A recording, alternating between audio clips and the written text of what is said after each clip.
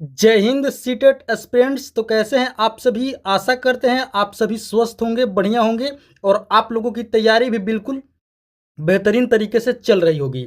तो आप सभी के लिए दोस्तों एक और क्लास वीडियो हम लेकर आ गए हैं सीटेट की आगामी परीक्षा के लिए पिछले वर्षों में पूछे गए अति महत्वपूर्ण प्रश्नों का। तो आप सभी से एक रिक्वेस्ट करूंगा कि इस क्लास को आप लोग ज्वाइन कर लीजिए और साथ ही साथ अपने दोस्तों में भी इसे शेयर कर दीजिए। और दोस्तों क्लास में आप लोग अंत तक जरूर बने रहेंगे, ये हमारी आप लोगों से रिक्वेस्ट है, क्योंकि एक एक प्रश्न, जी हाँ फ्रेंड्स, एक एक प्रश्न आगामी सीटेट की परीक्षा के लिए बहुत ही महत्वपूर्ण है। तो चलिए आज की क्लास हम लोग शुरू करते हैं। पहला प्रश्न है, बुद्धि पहचानने की तथा सीखने की शक्ति है, यह कथन किसका है? ये दोस्तों हमें बतानी है। बुद्धि क्या है? पहचानने की तथा सीखने की क्या है? एक शक्ति है, पावर है। ये कथन बतानी है कि किनका है, तो आप लोग याद रखेंगे गाल्टन का, यानी कि ऑप्शन बी इस प्रश्न का बिल्कुल करेक्ट आंसर होगा। आप सभी याद रखेंगे, बुद्धि पहचानने की तथा सीखने की शक्ति है, ये कथन किनका है? तो आप लोग याद रखेंगे गाल्टन का यह कथन है, वो ये बात कहे थे। आइए अब आगे बढ़ते हैं।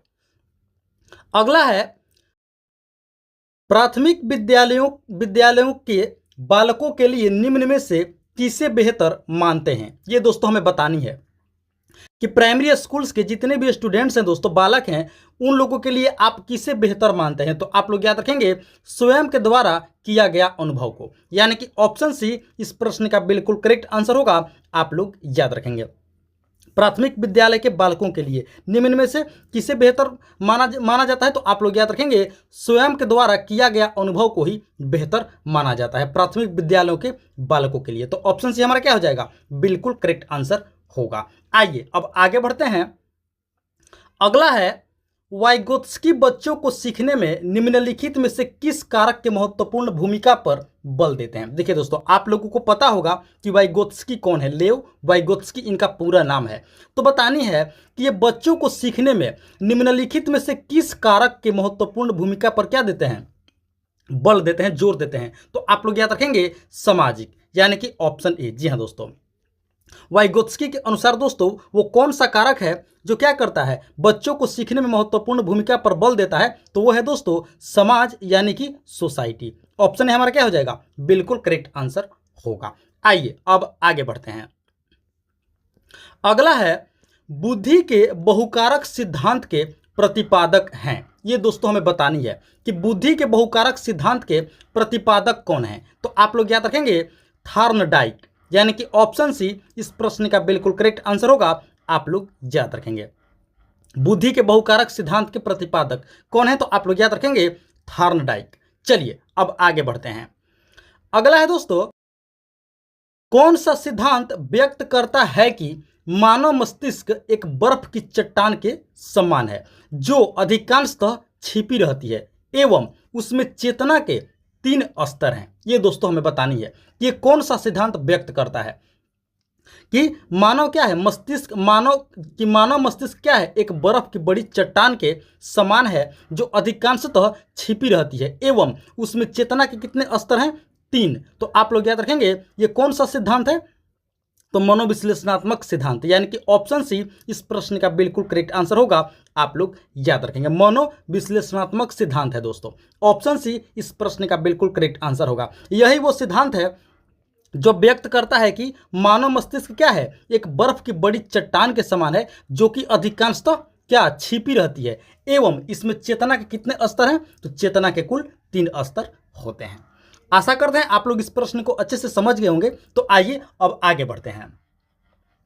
अगला है, व्यक्तिगत शिक्षार्थी एक दूसरे से में भिन्न होते हैं। यहां पे दोस्तों खाली जगह है, बतानी है कि व्यक्तिगत शिक्षार्थी जो होते हैं एक दूसरे से कैसे भिन्न होते हैं? तो आप लोग याद रखेंगे विकास की दर में भिन्न होते हैं, यानी कि ऑप्शन ए इस प्रश्न का बिल्कुल करेक्ट आंसर होगा। आप लोग याद रखेंगे व्यक्तिगत शिक्षार्थी एक दूसरे से विकास की दर में क्या होते हैं? अलग होते हैं, भिन्न होते हैं। ऑप्शन है हमारा क्या हो जाएगा? बिल्कुल राइट आंसर, करेक्ट आंसर होगा।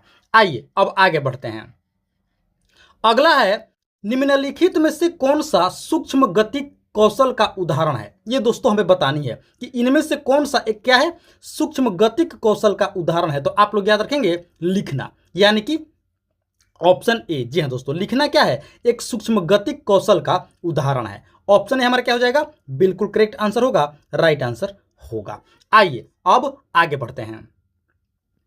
अगला है दोस्तों, नर्सरी कक्षा से शुरुआत करने के लिए कौन सी विषय वस्तु सबसे अच्छी है? ये दोस्तों हमें बतानी है कि नर्सरी कक्षा में शुरुआत करने के लिए कौन सी विषय वस्तु क्या है, सबसे अच्छी है। तो देखिए, नर्सरी कक्षा से शुरुआत करने के लिए जो विषय वस्तु सबसे अच्छी है वो है मेरा परिवार, यानी कि ऑप्शन सी, माई फैमिली। ये क्या है दोस्तों, नर्सरी कक्षा से शुरुआत करने के लिए सबसे अच्छी विषय वस्तु इसे माना जाता है, मेरा परिवार। क्योंकि नर्सरी कक्षा के बच्चा सबसे पहले अपने परिवार के बारे में जान करके अपने परिवार के बारे में जानेगा दोस्तों, और अपने परिवार के बारे में जानना भी उसे काफ़ी उत्सुकता पैदा करेगी। तो नर्सरी कक्षा से शुरुआत करने के लिए कौन सी विषय वस्तु सबसे अच्छी है, तो वो है मेरा परिवार, माई फैमिली।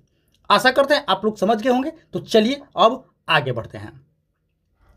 अगला है, संवेग व्यक्ति की उत्तेजित दशा है, यह कथन किस मनोवैज्ञानिक का है? ये दोस्तों हमें बतानी है। संवेग क्या है, व्यक्ति की उत्तेजित दशा है, बतानी है कि ये कथन किस मनोवैज्ञानिक का है। तो आप लोग याद रखेंगे वुडवर्थ, यानी कि ऑप्शन बी। जी हाँ दोस्तों, संवेग व्यक्ति की उत्तेजित दशा है, किसने कहा था? तो आप लोग याद रखेंगे मनोवैज्ञानिक वुडवर्थ ने, यानी कि ऑप्शन सी हमारा क्या हो जाएगा, बिल्कुल करेक्ट आंसर होगा।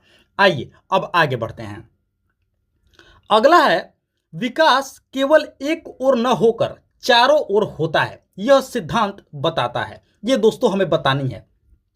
विकास केवल एक ओर न होकर के चारों ओर होता है, यह बताना है कि ये किस प्रकार का सिद्धांत बताता है। तो आप लोग याद रखेंगे वर्तुलाकार, यानी कि ऑप्शन डी इस प्रश्न का बिल्कुल करेक्ट आंसर होगा। आप लोग याद रखेंगे, विकास केवल एक ओर न होकर के चारों ओर होता है, यह सिद्धांत क्या बताता है, वर्तुलाकार सिद्धांत बताता है, यानी कि ऑप्शन डी हमारा क्या हो जाएगा, बिल्कुल राइट आंसर होगा, करेक्ट आंसर होगा। तो चलिए अब आगे बढ़ते हैं। दोस्तों अगले प्रश्न से पहले आप सभी से एक रिक्वेस्ट करूंगा कि अभी तक आप लोगों ने इस वीडियो को एक लाइक नहीं किए हैं, तो दोस्तों आप लोग इस वीडियो को एक लाइक जरूर कर देंगे। साथ ही साथ PMS IQ study YouTube channel पर आप लोग पहली बार विजिट किए हैं, तो दोस्तों इस चैनल को भी आप लोग जरूर से जरूर सब्सक्राइब कर लेंगे। इसी तरह की महत्वपूर्ण प्रश्नावली वीडियो प्रतिदिन देखने के लिए, अपनी तैयारी को बेहतर और मजबूत करने के लिए वीडियो को लाइक करके चैनल को सब्सक्राइब कर लेंगे। और हाँ दोस्तों, कमेंट करके आप लोग अपना फीडबैक हमें जरूर देंगे। और दोस्तों वीडियो में आप लोग जरूर अंत तक बने रहेंगे, क्योंकि आगे और भी मोस्ट इंपॉर्टेंट प्रश्न होने वाले हैं जो आगामी सीटेट की परीक्षा के लिए बहुत ही महत्वपूर्ण होंगी। तो चलिए अब आगे बढ़ते हैं। अगला है, जन्म के समय शिशु रोता है। ये दोस्तों हमें बतानी है कि जन्म के समय शिशु क्यों रोता है, इसका क्या कारण है, नवजात बच्चे क्यों रोते हैं। तो देखिए, वातावरण में अचानक से परिवर्तन के कारण, यानी कि ऑप्शन बी हमारा क्या हो जाएगा, बिल्कुल राइट आंसर होगा, करेक्ट आंसर होगा। आप सभी याद रखेंगे, जन्म के समय शिशु क्यों रोता है, तो वो दोस्तों अचानक से हुए परिवर्तन के कारण रोने लगता है। ऑप्शन बी हमारा क्या हो जाएगा, बिल्कुल करेक्ट आंसर होगा। आइए अब आगे बढ़ते हैं। अगला है, जन्म के समय बालक के स्मरण शक्ति होती है। ये दोस्तों हमें बतानी है कि जन्म के समय जो बालक है, नवजात बच्चा है, उसकी मेमोरी पावर बतानी है, स्मरण शक्ति किस प्रकार की होती है। तो देखिए, बहुत ही कम होती है, यानी कि ऑप्शन सी इस प्रश्न का बिल्कुल करेक्ट आंसर होगा। जन्म के समय किसी भी बालक में दोस्तों जो स्मरण शक्ति होती है, ये बेहद कम होती है, बहुत ही कम होती है। ऑप्शन सी हमारा क्या हो जाएगा, बिल्कुल राइट आंसर होगा। आप सभी याद रखेंगे। आइए अब आगे बढ़ते हैं, अगले प्रश्न की ओर चलते हैं। अगला है, कोहल वर्ग का विकास सिद्धांत निम्न में से किससे संबंधित है। ये दोस्तों हमें बताने की, कोहल वर्ग का विकास सिद्धांत इनमें से किससे संबंधित है। तो आप लोग याद रखेंगे नैतिक विकास से संबंधित है, यानी कि ऑप्शन सी इस प्रश्न का बिल्कुल करेक्ट आंसर होगा। आप लोग याद रखेंगे, कोहल वर्ग का विकास सिद्धांत किससे संबंधित है, तो आप लोग याद रखेंगे नैतिक विकास से संबंधित है। आइए अब आगे बढ़ते हैं। अगला है, गणित में दुश्चिंता के लिए निम्नलिखित में से कौन सा घटक उत्तरदायी नहीं है। ये दोस्तों हमें बतानी है कि गणित में दुश्चिंता के लिए कौन सा घटक क्या है, उत्तरदायी नहीं है। तो आप लोग याद रखेंगे लिंग, यानी कि ऑप्शन ए इस प्रश्न का बिल्कुल करेक्ट आंसर होगा। लिंग यानी कि जेंडर। गणित में दुश्चिंता के लिए ये जो घटक है क्या है, ये बिल्कुल उत्तरदायी नहीं है। आप इसे बिल्कुल भी जिम्मेवार नहीं ठहरा सकते हैं लिंग को, यानी कि जेंडर को। तो ऑप्शन ए हमारा क्या हो जाएगा, बिल्कुल राइट आंसर होगा। आप सभी याद रखेंगे। चलिए अब आगे बढ़ते हैं। अगला है, गणित में समस्या के समाधान का निम्नलिखित में से कौन सा तरीका नहीं है। ये साथियों हमें बतानी है, एस्पिरेंट्स हमें बतानी है कि गणित में समस्या के समाधान का इनमें से कौन सा तरीका नहीं है, मेथड नहीं है। तो वो है दोस्तों रट लेना, यानी कि ऑप्शन बी। जी हाँ दोस्तों, हालांकि ये सभी विषयों पर आधारित है, सभी विषयों के लिए ये मायने रखता है कि जो रटना होता है ये क्या है, ये किसी भी विषय के लिए ये क्या है, कोई तरीका नहीं है। आप लोग इसे अच्छे से याद रखेंगे, रट लेना। गणित में समस्या के समाधान का ये क्या है, तरीका नहीं है, रट लेना, ऑप्शन बी। चलिए अब आगे बढ़ते हैं। अगला है, क्षेत्रमिति इकाई का योगात्मक आकलन के द्वारा किया जा सकता है। ये दोस्तों हमें बतानी है, क्षेत्रमिति गणित शिक्षा शास्त्र से दोस्तों ये प्रश्न है। क्षेत्रमिति इकाई का योगात्मक आकलन पेपर पेंसिल परीक्षा के द्वारा किया जा सकता है, यानी कि पेपर पेंसिल की परीक्षा के द्वारा क्षेत्रमिति इकाई का योगात्मक आकलन किया जा सकता है। ऑप्शन है हमारा क्या हो जाएगा, बिल्कुल राइट आंसर होगा, करेक्ट आंसर होगा। क्षेत्रमिति इकाई का योगात्मक आकलन किसके द्वारा किया जा सकता है, तो पेपर पेंसिल परीक्षा के द्वारा। ऑप्शन है हमारा क्या हो जाएगा, बिल्कुल राइट आंसर होगा, करेक्ट आंसर होगा। चलिए अब आगे बढ़ते हैं। अगला है, गणित के कक्षा कक्ष में महत्व दिया जाता है किस पर। यह दोस्तों हमें बतानी है कि गणित के कक्षा कक्ष में किस पर महत्व दिया जाता है। तो दोस्तों गणितीय विषय पर, प्रक्रिया पर और साथ ही साथ तर्क पर, यानी कि ऑप्शन डी हमारा क्या हो जाएगा, बिल्कुल करेक्ट आंसर होगा।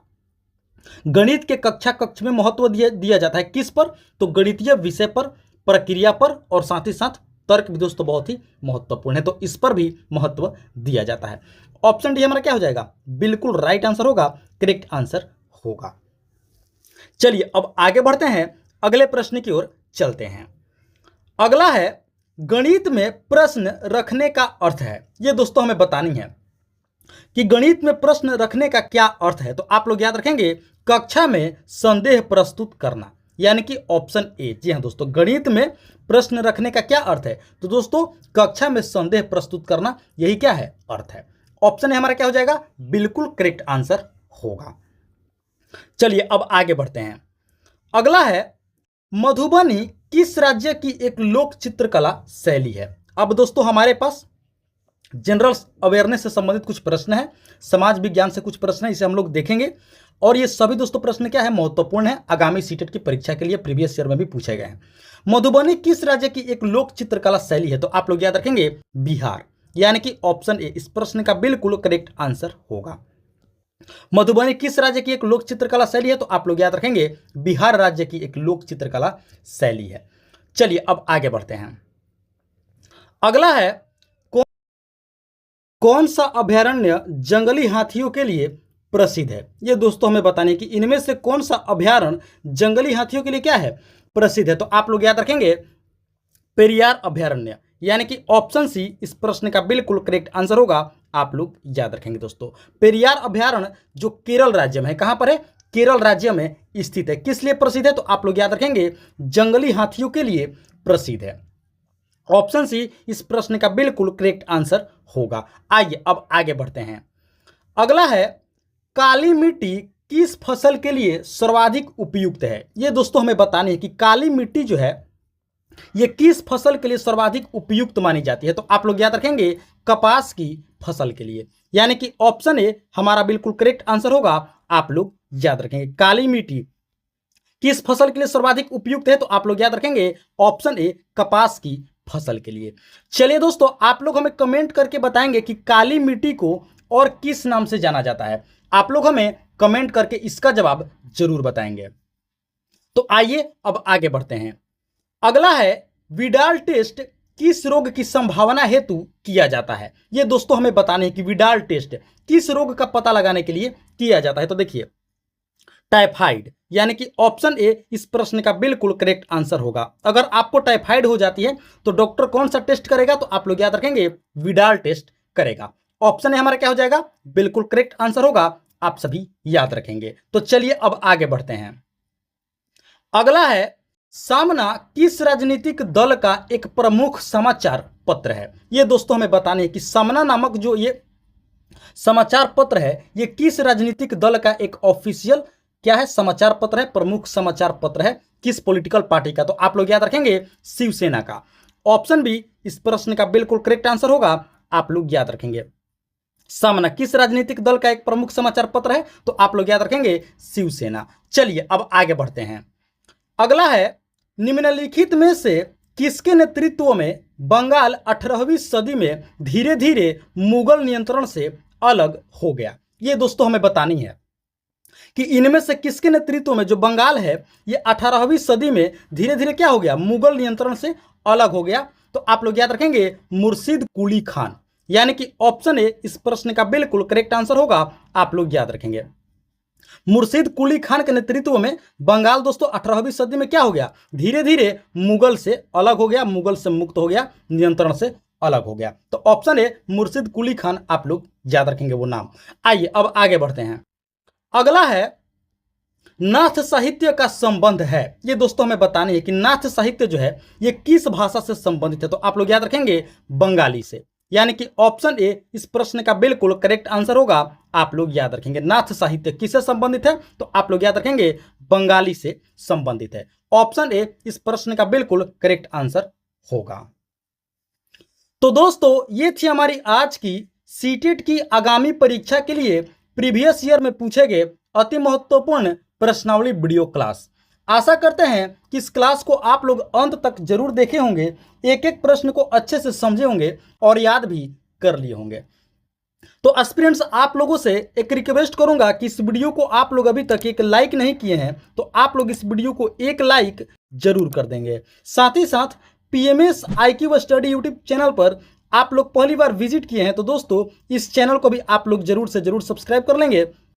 इसी तरह के महत्वपूर्ण प्रश्नावली वीडियो प्रतिदिन देखने के लिए, अपनी तैयारी को बेहतर और मजबूत करने के लिए वीडियो को लाइक करके चैनल को सब्सक्राइब कर लेंगे।